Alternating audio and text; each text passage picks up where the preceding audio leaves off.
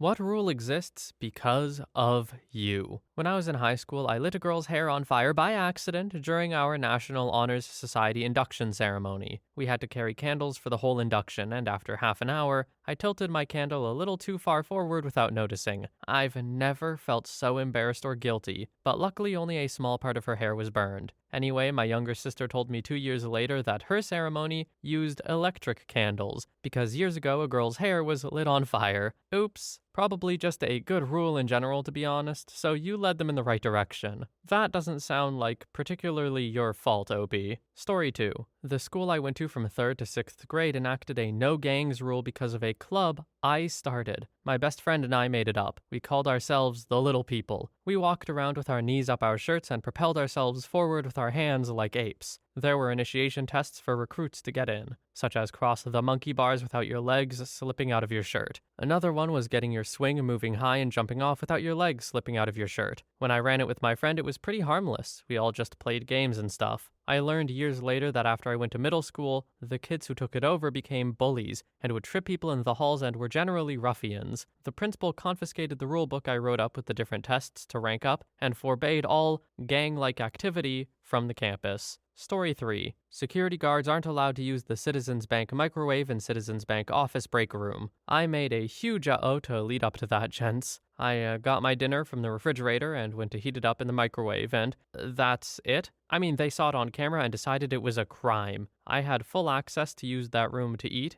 and get candy and soda from the machines, but the microwave? Out of the question. Story 4. My robotics team actually has caused several rule changes. The play ring will have concrete barriers around it for the safety of the competitors and bystanders. All autonomous sumo robots must weigh less than 50 pounds. All autonomous sumos must have a remote start. The original autonomous sumos were 125 pounds, so my high school team over-engineered a 16-horsepower robot that would wreak havoc on the competition. Knowing how fast and dangerous it was, we installed an emergency switch that was occasionally flaky. Anyway, the original competition had started out with a 16 by 16 foot ring for the robots, with people standing around at the barrier. Our robot sees everybody's legs and does what it's designed to do, push whatever it sees out of the arena. The next year we had highway-level concrete barriers bordering the sumo rings. The rings also had a second wooden barrier screwed into the floor to separate the two sumo rings. Our robot plowed straight through the barrier 3 times one year. The judges ordered us to slow down our robot because it was too good.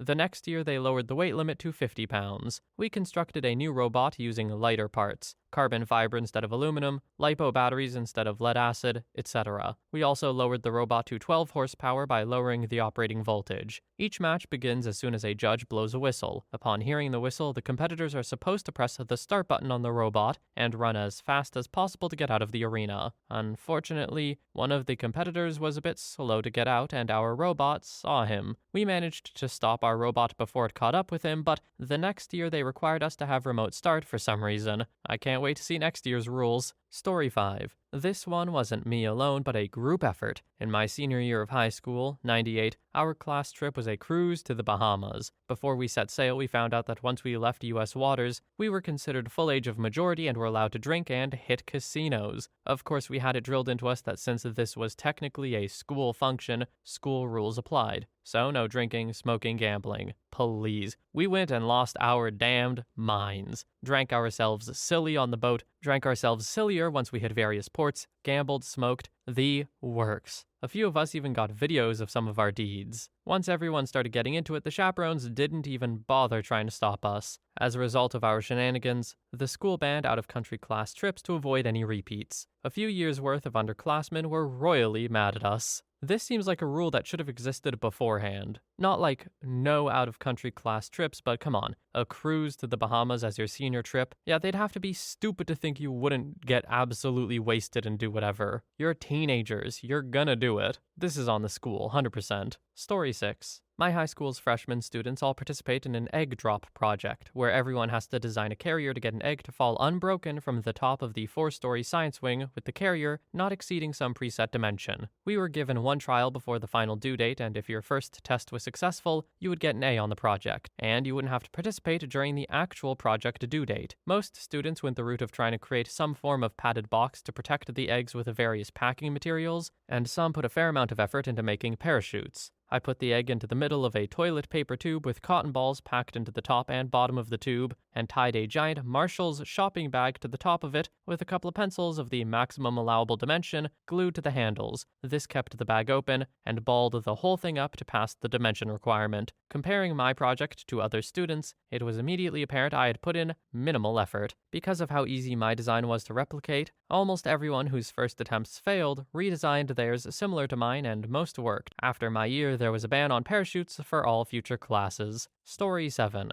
The rule of don't flash grandma. Now, my grandma is an awful, guilt-tripping, manipulating, meddling female dog. I hate her. She's here for the summer and probably longer. Needless to say, my summer is ruined and I'm mad. I got a new bra in the mail and tried it out. Grandma was the one who got the package, and she kept badgering me about what was in it. I just kept saying, clothes. Then she asked me to show her, and I said I wasn't going to. It wasn't anything special. Then, of course, she had to act like I had kicked her. She pouted and moaned and tried to guilt and manipulate me into feeling bad that I hurt her feelings by not sharing or some crap. So I said, screw it. I pulled up my shirt and flashed her. Hence the don't flash grandma rule. God, I hate her. Story 8. My senior year in high school, I was massively bored. Ran into a friend with a car in the hallway. He was bored too. We hopped in his car and started driving. We stopped by his house so we could get some money. From that moment on, no one saw or heard from us for 30 days. We rented a place, got jobs, went to the food store. Regular life. I was 17 and he was 16. He ended up calling his mom. Party over. Because of this, they fenced in the parking lot and manned it with a security guard. Story 9. No employee can own a domain name that includes the company name. I used to be an IT tech for a large mobile network in the UK. Due to a business buyout, all IT support was centralized in England.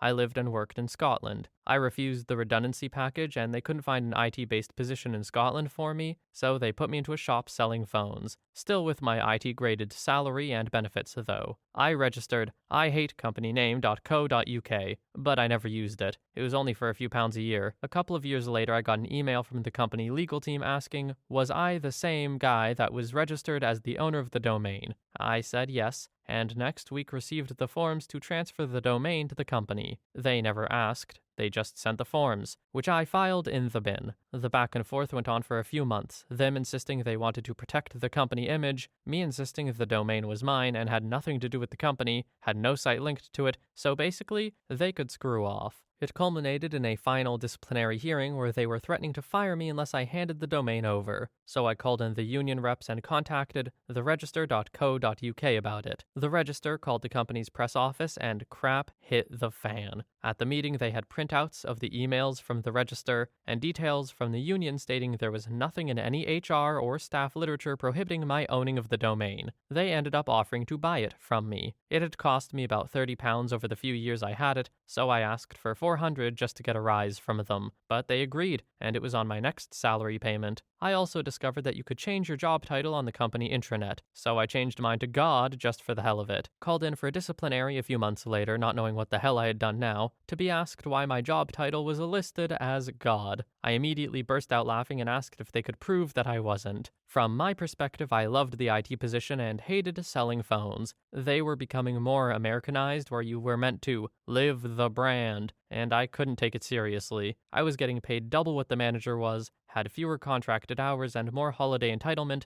and point-blank refused to try to upsell anything the customers didn't want. You could discount handsets in extreme cases to push contract, but in my 5 years in a shop, I never once charged for a phone on contract. I got pulled up for it all the time, but at that point, I was trying to push them to fire me. Commission was also store-based, not personal, so as long as the whole store made targets, everyone got commission. The manager would split the store targets into personal targets, but it made no sense to me. So whenever I made a sale, I would pass it over to someone else to complete the transaction so it benefited their target. I never hit any personal target in any area whatsoever. We also had a 10 to 25% staff discount depending on what you were buying, up to a max of £1,000 a year. I used mine for customers that weren't jerks, so I would go through the £1,000 in a few months. That was also clamped down on soon, requiring all staff discounts to be authorized by the area manager. When they finally fired me, I decided to go on the sick for a year on full pay. One of the HR guys wrote to me to thank me for keeping him in a job, having to update the HR and staff manuals countless times, and part of his unofficial remit was to keep an eye on me to see what loophole I would exploit next. I hated the job, but sure had fun trying to use their rules against them. Story 10. Not me, but a classmate. One of the guys on my speech and debate team was pretty buff. At tournaments in our state, the required dress code was business professional for competitors and school team shirt for others. This dude would always wear a team shirt under his suit so that he could relax outside of rounds. At the beginning of the year, he would take the leftover shirts from the previous year and wear them to tournaments. After taking off his suit and jacket, he would tear through these shirts Hulk style to show off his body. The tournament coordinators weren't so happy about this, so they asked our coach to make him stop. Our coach thought it was hilarious, so he didn't. The next year, included in most tournament rules, was a detailed clause defining and prohibiting stripping. It's hilarious to see the novices read the rules and come across the clause with a look of pure confusion.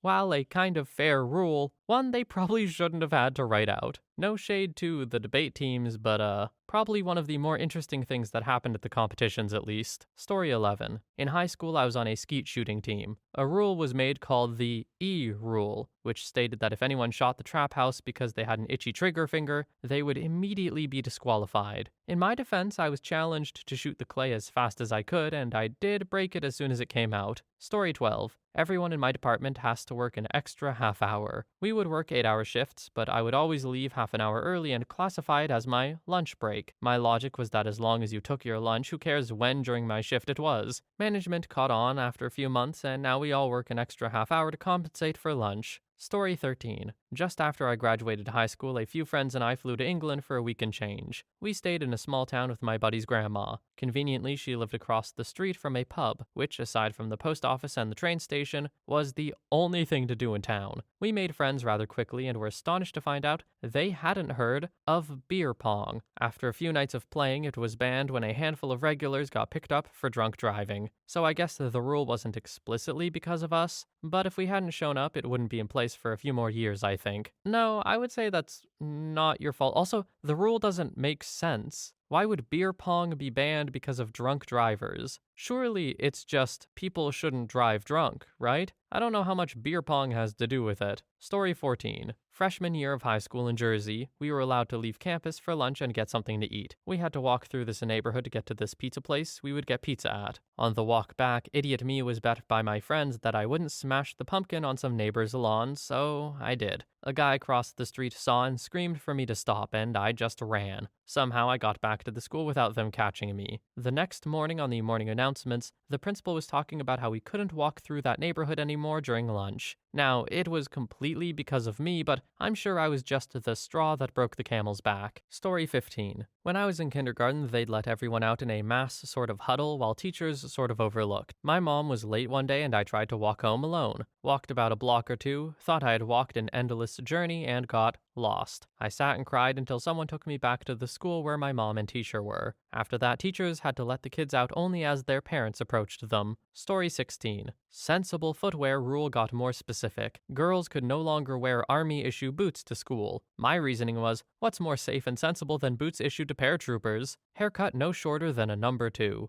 British gradings on how close hair is clippered or shaved. Rules got more specific. Girls could no longer have shaved heads. My reasoning was it was a perfectly reasonable haircut according to the rules. It just didn't occur to them that a girl might want to shave her head. I caused trouble all through my secondary school career, 11 to 16. However, for all that, I was in all the sports teams, led the school orchestra, was one of the 4 debaters, and got the best exam results in my year. Yet I was non-conforming, so I was always being sent to the head. I started secondary 30 years ago. I hope it's changed. Story 17. There is such a thing as dumb questions, and you're not allowed to ask them. Freshman year geometry, the teacher tells us to ask questions, and that there's no such thing as a dumb one. I raised my hand and blurted out the first thing that came to mind. What would you do if you were eating Skittles and they turned into a puppy? Years later, a freshman at my lunch table was telling me about the rule, unaware that I was the reason it existed. No, OP's got a good question. I don't know what I would do. If I were eating Skittles and it turned into a puppy, I don't know how that works. Like, have the Skittles that I've already eaten also become part of the puppy and I've already done something horrible that I can't take back? I don't know if that changes my answer, actually. I think it's just stop. Story 18. No more mercury allowed in science class. I was the kid that spilled mercury all over the place in a science class. It was one of those mazes from back in the day and I dropped it because I was nervous. The maze broke and it cracked open and went everywhere. Class was evacuated and quarantined for 2 weeks. Letters were sent home about an incident that involved mercury. Super funny to look back on. It definitely explains the twitch. Story 19. So when I was in college, the university center/student union had a little exhibition room where people would display their art projects. It wasn't very big as far as such things go, about 15 feet by 20 feet, and the wall along the walkway was just one big window, so you could still see in even if it was locked up, which they did at night, even before the building itself got locked up. One of the exhibitions was garbage, like literally. It was a found art kind of thing. One of the art pieces was literally some trashed and weathered cheap plastic faux action figures, like the kind you get in a Happy Meal, and they were glued to a gnarly 2x4. Inexplicably, their exhibit didn't use one of the display pedestals, and so an idea was born. I glued together a picture display stand using peanuts, shell-in, and white glue. I printed up a graphic of a giant squirrel menacing a person and captioned it, "Don't touch my nuts." Early on Saturday morning, because nobody's there that early, I snuck my art piece into the exhibit and onto the empty pedestal. Sadly, it was gone by the afternoon when I went back to check on it, and it had been replaced by some fake flowers they obviously had in a storeroom somewhere. A few weeks later, a security camera was installed in the exhibition room. Story 20. I went to a church camp that was 5 days of church services, sports, and music. Also, crappy team building exercises. Bible memory was an optional thing, treated like its own sport and everything. You memorized verses, recited to group leader, and they kept a tally. First, second, and third place prizes were awarded the last night of camp. I was a crappy sports player on a good day, but in 100+ degree weather, no shade, yeah, screw that. Add in a family history of upper respiratory problems and 15+ years of constant allergies/bronchitis, yeah, no. So I came up with a little scam where I would sit on the sidelines, recite verses to a group leader, and make more points in 5 minutes than the other 12 kids did, winning a whole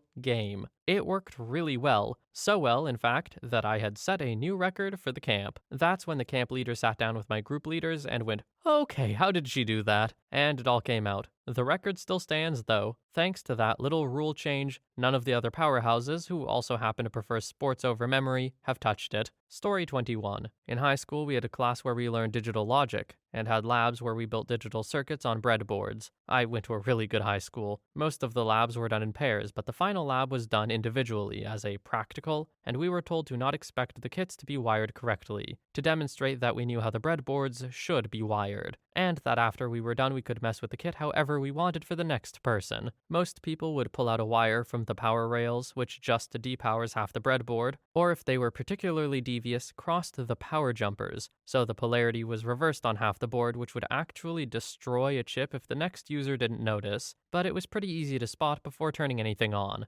Being a jerk, I flipped the kit out of its box and proceeded to wire the positive side of the battery holder to the negative terminal. A few days later, a friend mentioned that her kit hadn't worked. Shorting out the batteries prevents anything from getting power, and when she had gone for help, the teacher had burned himself on the batteries. Shorted batteries get hot. Students are no longer allowed to mess with the kits for this class. Yeah, letting kids mess with electronics in that way does seem like risky business. On the bright side, it seems like OP learned a lot. Good for you. Maybe don't burn your teacher next time, even though it was accidental. Story 22. I was a self-checkout attendant at a grocery store. The self-check had a set of keys the attendant had to keep on them at all times. For this story, the only 2 keys that are important are the key that opened up the machines and the key to the cigarette case. One night I had 2 ladies come up to me and ask for cigarettes. The ones they wanted were at the bottom of the case, so I unlocked the case, knelt down, and retrieved the cigarettes. A little while later, I realized I couldn't find the keys. The case didn't require a key to relock, so I hadn't noticed when I closed it. I had to report the keys as lost to my manager, which made me nervous because I knew losing the keys was a big deal. The next day, when I came into work, my manager called me in for a meeting. She said they'd reviewed the security footage, and it turned out the two women getting cigarettes had stolen the keys when I knelt down. I had left the keys sitting on top of the case, and one of the women quickly picked them up and handed them to her friend, who pocketed them. So, because they were stolen rather than lost, I wasn't in any trouble, even though they had only been available to be stolen through my own negligence. I should not have left them sitting on top of the case. However, it turned out that this was a more major issue than it first appeared. We'd been told all along that the keys to open the self-checkout machines were unique to each store. That was, in fact, a lie. There were only 4 different key patterns for the entire company. Given how much cash is inside each of those machines at any given moment, that's a major security breach. But wait, there's more. That key to the cigarette case? They'd never told me this before, but that key was a 2 key. 2 keys, called such because most of them, though not mine, were stamped with a number 2, were master keys. They opened literally every single lock in the building with the sole exceptions of the safe itself and the teller room, where all the cash for the store gets counted each day. 2 keys could open storage rooms, manager offices, the loss prevention office, and the cash drawers for every single register. I didn't get in any trouble whatsoever, not even a verbal warning. But from that day forward, having the self-check keys stolen from you became a fireable offense in all Fred Meyer's stores, and possibly all stores operated by Kroger. My manager was unclear if it was just our company or a corporate-wide policy change, all because I put the keys down instead of keeping them in my hand. Honestly, shout out to them though for being like, okay, that's our bad. We probably should have said something. Or, maybe not lied to our employees about what the keys do. I guess it would be more trouble to get more different kinds of keys, but really? You just thought that no one would try, and to be fair, I guess for a while they didn't. But then they got stolen and it became a whole issue, so good job, Fred Meyer. Anyway, that's the last story for today. I would like to thank you all so much for watching. I hope you have a wonderful day or night wherever you are, and I will see you in the next one.